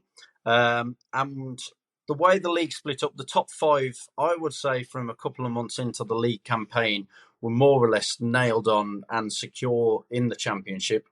And that left a 4-team mini league battling it out for one spot. And like I say, this is where I've got mixed feelings on it, because whichever team got into 6th were going to be battered in the playoffs. And I remember saying to Birmingham bosses, I was like, when they missed out, I said, is that a blessing in disguise? Because Birmingham would have had no chance against the opposition they'd have ended up against, particularly with everything they got going on. On the other side of the coin, and yes, you could say this is where team building may need to be fairer, and this is what the reduction's been brought in for. On the other side of the coin, for the teams like Edinburgh, Birmingham, Berwick, and Plymouth, it gave everyone something to aim for, because I don't know how, talking from a Birmingham press side, I don't know how we'd have built some of those fixtures up if there was nothing on the line whatsoever, and that's talking from May onwards. So mixed views on it personally. I don't know what Dave's overall thoughts are on, but I think it certainly needs looking at, because even if you'd have had the top 4, obviously the battle for 4th place between Scunthorpe and Redcar would have been enough to generate plenty of interest on the outside. I know that much. Yeah, I'd personally I'd go down the route of more meaningful league fixtures, even if they run into the first week in September. And I hesitate to say we should go on later, because we know what's happening in October. But I think if you could run league matches into early September and then leave the rest of September for a playoffs involving 4, I don't think that would be a bad thing at all. I take on board Ian's points about the playoffs with the group stages, and bearing in mind he was involved in covering many of them. What I would do is give some kudos for one change that was made last winter, and that's the aggregate point. I think the aggregate point, bringing that back, was a massive step forward, and of course it was played out in the Glasgow Oxford playoff when that group was absolutely crucial, that Glasgow needed to win at Ashfield and also get the aggregate point, and that was all important. And I just think the aggregate point has added so much more interest to second legs over the course of the year. So that was one massive plus point from last year's AGM, and I'm sure that will continue. Yes, definitely keep the aggregate bonus point, because that has certainly given a new meaning to some fixtures and some extra excitement as well. And super heats in the championship as well, I think, have been fun. I know not everybody likes them, but I love them. I think they're great. Bit of excitement. And I commentated on the first one in the championship as well, between Redcar and Poole, and it was good. It was really fun. I've had a couple of super heats when we've been on BSN. It's been they've been fun. Maybe not for the fans of the teams involved, but from a neutral point of view, they were. One other thing that might be different, Phil Morris, of course, was not CEO this time last year. And, he spoke on this podcast at the start of the season saying that, obviously he started relatively late and was unable to really make things exactly how he would like them.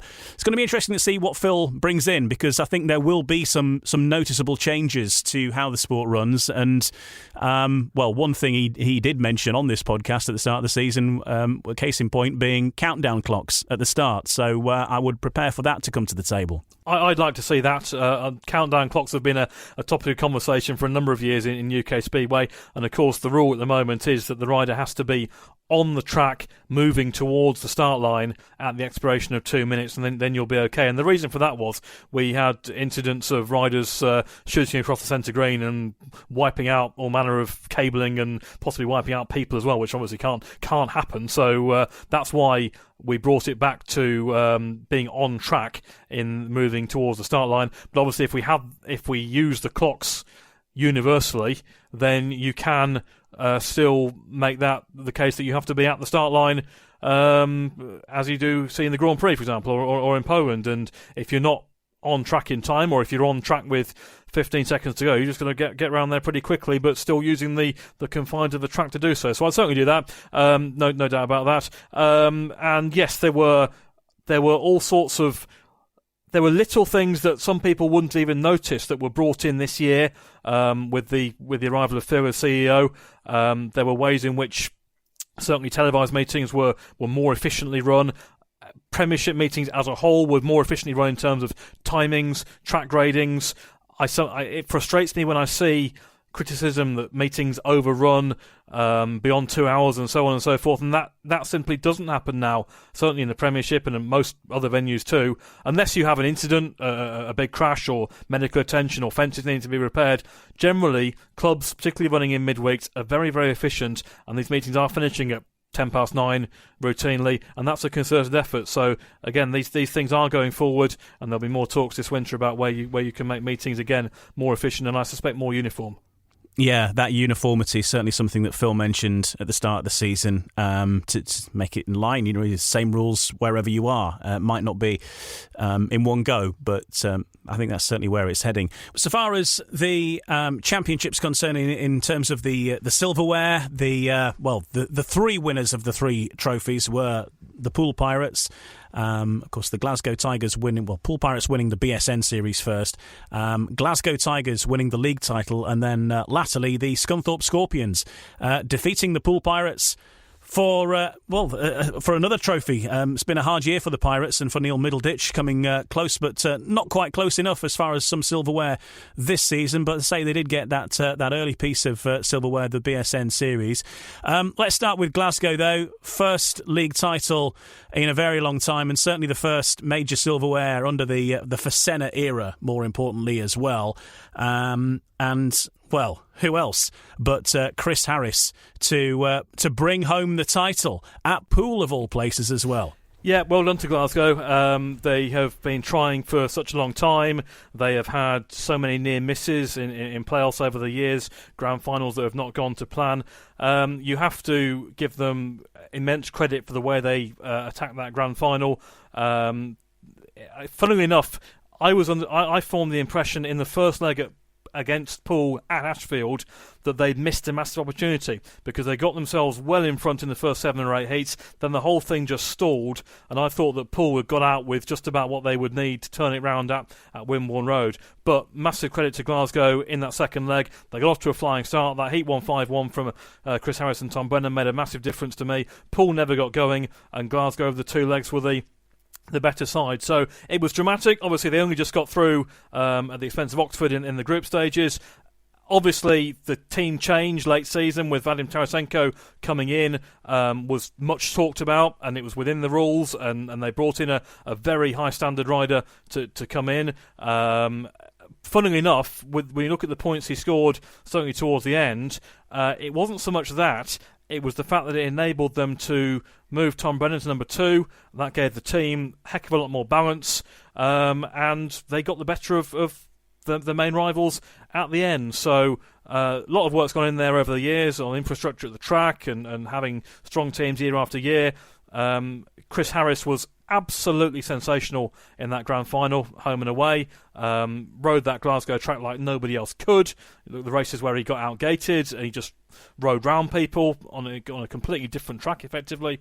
So well done to Glasgow, and in a lot of ways, quite nice that the main silverware in that league was shared round. Yeah, and the Knockout Cup, of course, Poole have won everything since they moved up or down to that level of speedway starting in 2021. So the Knockout Cup goes into new hands as well, with the Scunthorpe Scorpions sealing that with it wasn't a victory on the night at Poole, but it was very, very close to it. And of course, Scunthorpe held Poole very close indeed, didn't they, on their previous visit as well. So really, you fancy, I think Scunthorpe has certainly done the best at Wimborne Road. Wimborne Road not being a happy hunting ground as far as silverware is concerned this season for the Poole Pirates, who sort of found it tough on those big nights when the trophies are at stake. Yeah, they certainly did. And I know Danny Ford, in fact, everyone connected with Poole because of the expectation, which is something we've spoken about quite a bit in this podcast, is obviously higher, arguably, than anywhere else down at Wimborne Road, particularly at the level they're currently racing at. But full credit and congratulations to the Scunthorpe Scorpions. They're normally a team, normally a club. You know what you're going to get. Strong at the Eddie Wright Raceway, not usually so strong on the road, but like you say, every single time they've been to Wimborne Road and visits to Dorset this year, they have been absolutely superb. Ryan Douglas, I know, absolutely loves that circuit as well, and he's played a big contribution on each result.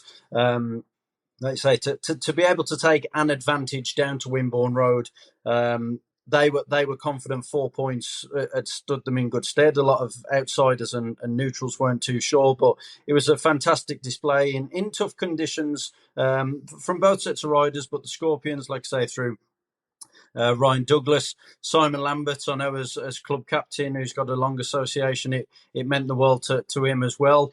And obviously the side story, and there normally is one in any of these competitions with the way riders move around, but the performance of Drew Kemp scoring double figures as well. I know there were a lot of people unhappy with certain celebrations afterwards because a lot was said about the way Drew supposedly interacted when they won the league in 2022 after, because he'd had a disappointing grand final himself. But fair play. He's a rider who's come back after missing out initially on team selections at the start of the season. He's come back. And like I say, his performance for Scunthorpe in that second leg of the cup final at Wimborne Road was superb. And it's, I'm pleased for Rob Godfrey and, of course, Dave Peat, who's had a lot of personal issues, a lot of personal battles away from the track as well. And I know he's stepping down. So a nice way for him and Ryan Douglas to depart the Scorpions now, and nice to see them back amongst the honours as well. Yeah, and big winter ahead really for Scunthorpe. I know that Rob certainly had his eye on the league title, and that just proved to be a slight stretch too far this year with the way things went, but they did get that silverware in the Knockout Cup, which they're going to be chuffed with. As you mentioned, they're going to need a new team manager. They're going to need a new number one because Ryan Douglas is leaving. Similar for the Poole Pirates with Steve Worrell, the captain, who's leaving the Pirates due to the average situation we'll talk about. So some big changes to come with those sides heading into next year. Yeah, I think it's exciting in a way as well.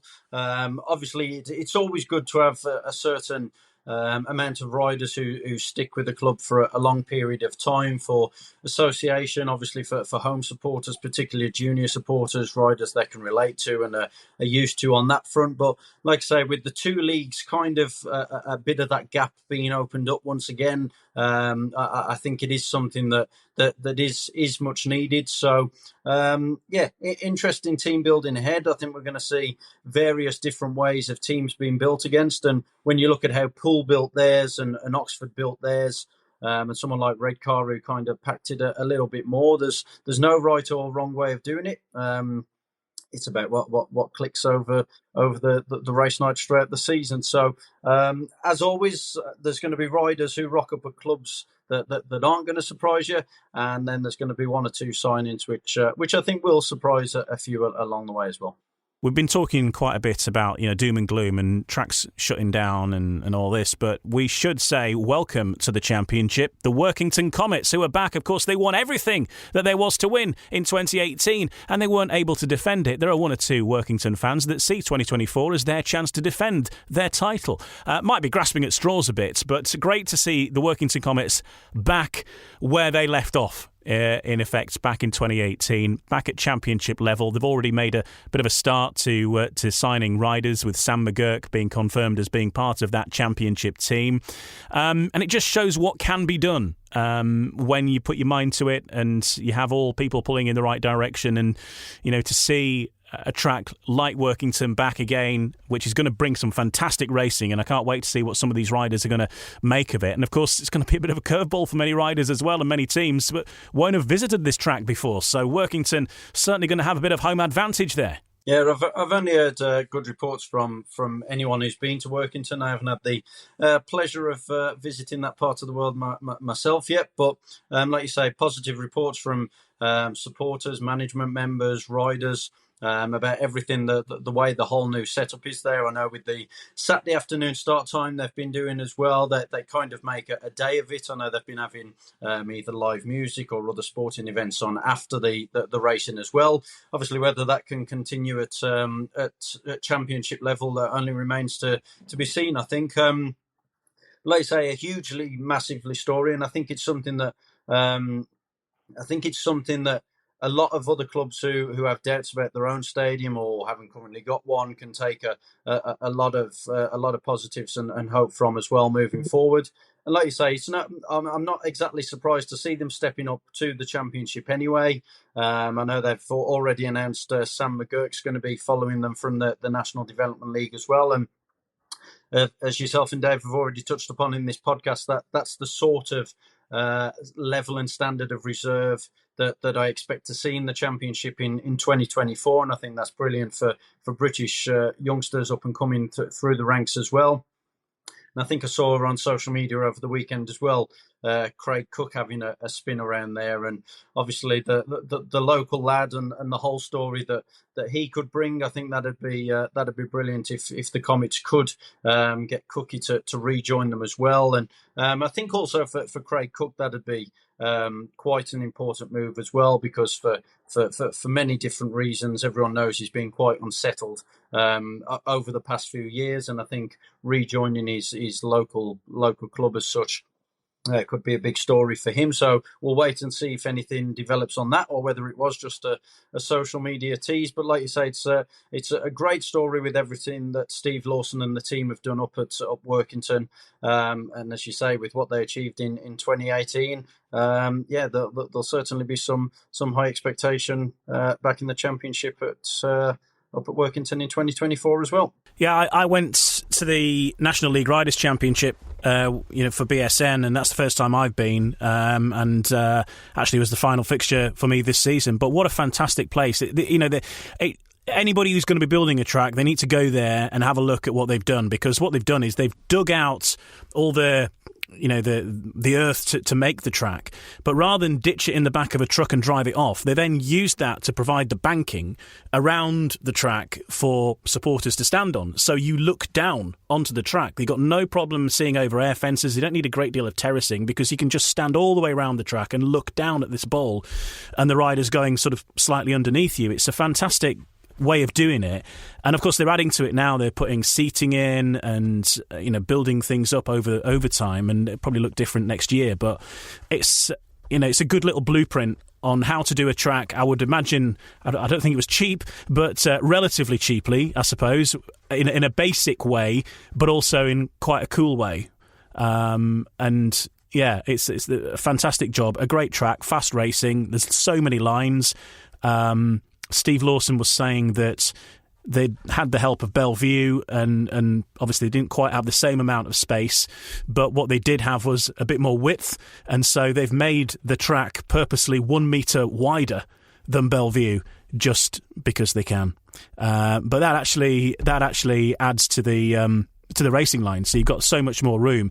Another interesting thing from it is they bought the tapes from Newcastle, and they unfurled the tapes across the track, and the tapes stretched exactly halfway across the track. So that just shows you how much wider it is than Newcastle's old track. It's literally double the width. So when you think of some of the riders that are going to go there, like Bomber, or I don't know, say Steve Worrell, or these more experienced riders going to be blasting around there, it is going to create some pretty exciting racing, and some riders sort of likening it to sort of a mini Bellevue, if you like. And so that's a great facility to have, and great that some bigger teams are going to be visiting there, and all power to them, showing how it can be done. When you lose your club and you fight on, and these things can come back eventually. on that note, Dave, what's the situation with Coventry? Because that obviously is something you're very much involved in, and people may have been watching the online streaming and what have you on that. It sort of hit a bit of an impasse at the moment, I think, haven't you? But that's still ongoing, the inquiry over what happens next. Yeah, the inquiry was adjourned, suspended, call it what you will, at the back end of September. Not for any issue involving ourselves. Bearing in mind this is actually an inquiry, effectively it's the developers against the council, because the council rejected their planning application, and we, as in, when I say we, I mean Save Coventry Speedway, are what's known as a Rule 6 party, an interested third party, who of course have been heavily involved. The actual reason why the inquiry was adjourned is an issue to do with potential NHS funding were development to be granted. So we aren't involved in that, but in terms of getting the people together to sort that out, that's now taking place at the end of November. The crucial thing that follows is the closing statements, which I think are scheduled for the 29th of November, and that is when the barristers of all three parties, so the developers, the council themselves, and ourselves, will all have an hour to sum up their views of the inquiry. I know a lot of people have watched the inquiry with a great deal of interest, both inside and outside the sport. People will have seen Phil Morris appear, Chris Van Straten appear, Matt Ford appear, which obviously raised some eyebrows given the previous history between Coventry and Poole going back many, many years. But Matt Ford was clearly very, very passionate about what he was saying. I know there was a great deal of frustration about some of the stuff that was being said about Speedway in general by other parties, and don't get me wrong, there were times when I was sitting in front of my laptop and wanting to throw a brick at it with some of the stuff that was being said, and also hoping that the legal guys, the barristers, would try and push points through further, especially when stuff was being said that patently was not correct.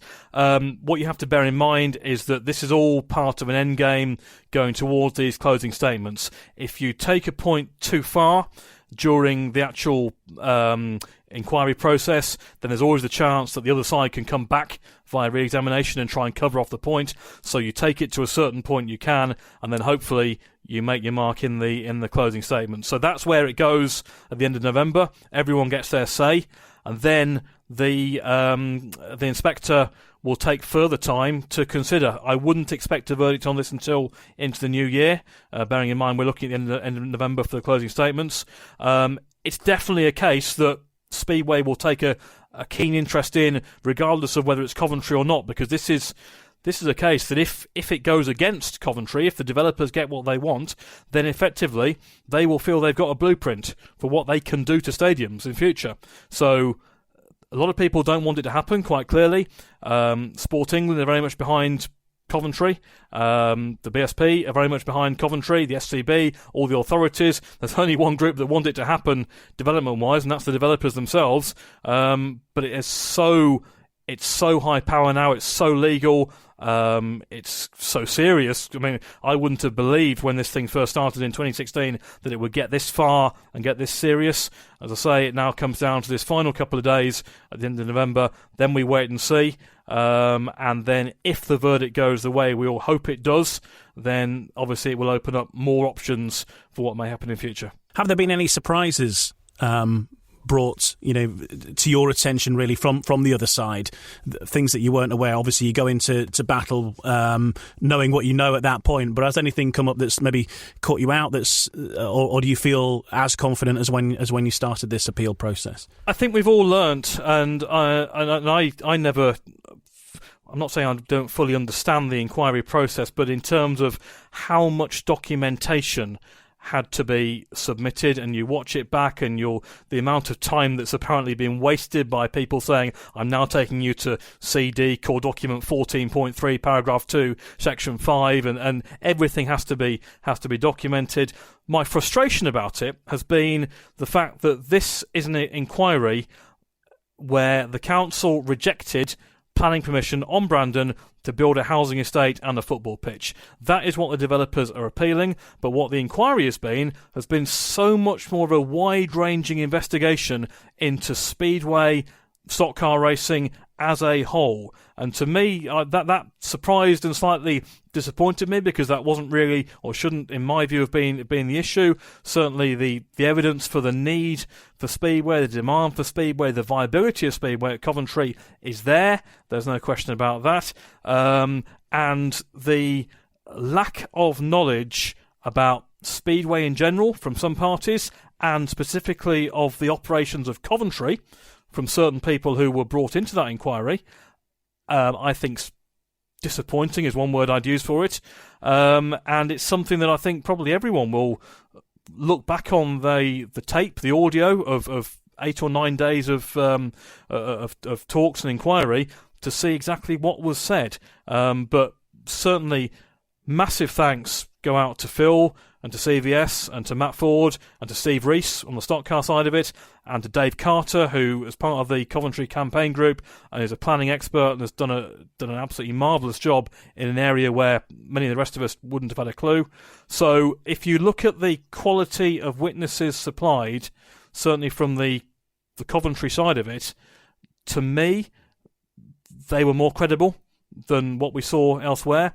But we will have to wait and see what the inspector says, because this, as I say, is far more high profile or far more high power than anything we've done before. Yeah, well, the very best of luck with that, because I think everybody would love to see Coventry back, and that curveball of Coventry back under the promotion of Matt Ford would be something that nobody would have predicted a decade ago, at least. It wouldn't. But what there was obviously enormous rivalry between the Coventry and the Poole promotions over the years. There was enormous fallout. We can't dress that up, no doubt. But what it also meant was that when Coventry and Poole went head to head on track, there was some absolutely stunning speedway, whether it was league matches or playoffs or whatever. There were so many memorable events, and if it happened, if Matt Ford was to run Coventry, he made mention of it during the inquiry that he's got a very, very, very strong asset base. That would certainly not be used to the detriment of Poole, no question about that. But there's no doubt that he would want to build teams that, probably if they were in the same league, he'd want Coventry and Poole to both make the grand final and then sit back and watch the sparks fly. So he's got a fantastic record in promotion at Poole, we know that. Success on and off the track. So when it came up, it was a no-brainer, and to have him involved in the scene and to get Phil there on the day, and for CVS to turn out, given everything going on at Wolverhampton, and speak in the way he did, just showed the way everyone's come together on this, and we're just all hoping it's the right outcome. Yeah, fingers crossed then for the end of November, and for the fight to save Coventry Speedway, and well done for everything that you and everyone else is involved in that has done, Dave, as well, because without you taking that fight, we know what would have happened by now, but the stadium is still standing there, and it's through your work that remains the case, and there is still that argument to be had. So fantastic work for everything that's gone there, and hopefully it all is rewarded in the right way at the end. I'd also mention, obviously, Jeff Davis is an absolutely driving force in this, and he really is the person that keeps it going, particularly during the busy time in the season when the Speedway season is actually taking place. Not only is he out and about taking photographs at actual venues, but Jeff Davis has done an incredible job on this campaign, and the amount of information that's gone through him over the years is absolutely extraordinary. So for all the people that we want this to succeed for, the fans obviously, but Jeff Davis has been an incredible driving force. Yeah, absolutely. Here. Well done, Jeff, as well. Fingers crossed for the right outcome very, very soon. Okay, well, look, we will catch up after the AGM then, in mid-November, and we'll see if all that we've just talked about is stands up to the test, and we will know things by fact by then as to where things are heading, who's going to be where, hopefully, and probably quite a few more team announcements as well, Ryan, you would expect by then. Yeah, you would certainly think so, even though I believe there's an unwritten rule somewhere that you're not meant to start anything until the AGM is done and everything's decided. Obviously, if you snooze, you lose, they say. So a lot of promoters well on the ball, well ahead of the game. It wouldn't surprise me if the majority of clubs have already got 4 or 5 or maybe even 6 riders signed up. And like you say, it's going to be interesting to see where some of these riders end up. And like I say, unfortunately, just because of the way that the team situation is, particularly in the Premiership, some are going to miss out as well. So We seem to say it at this time every year, but an interesting few months ahead. Indeed, lots to be sorted out, and, you'll find out about it first on the official British Speedway channels, including on the main website, of course, the British Speedway website, and also on any of the official social media, Facebook, Twitter, Instagram. That is where official statements will arrive first from the AGM, which gets underway on the 15th of November. It might take a few days, or it might be done sooner than that. So as soon as things are confirmed, we will bring you them, and we will do another episode of this podcast as soon as there's any news to bring you, to talk through the decisions, the new rules, if there are going to be any, and how things will look in 2024. We'll bring you that from those making the decisions on this podcast. So make sure you like or subscribe and follow the podcast so you don't miss that when it happens. But it'll be out as soon as the AGM is done, and as soon as we can get the interviews in the can, we'll bring you it. So it'll be around mid-November. And we'll look ahead with certainty to what 2024 will have in store. Have a great couple of weeks, and we'll be back with you as soon as there's any news regarding how Speedway will look for next year. In the meantime, thanks for listening, and we'll be back with another episode of No Brakes, No Fear very soon. No Brakes, No Fear, the official British Speedway podcast. Sports Social Podcast Network.